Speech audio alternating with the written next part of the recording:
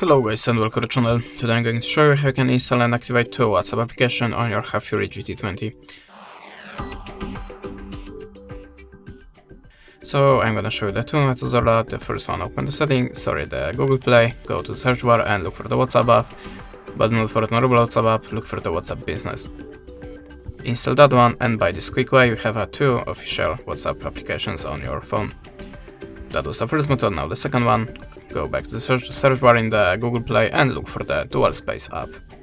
Choose one of them. I'm always using the two accounts, so I can launch it now, agree the terms, and allow permission.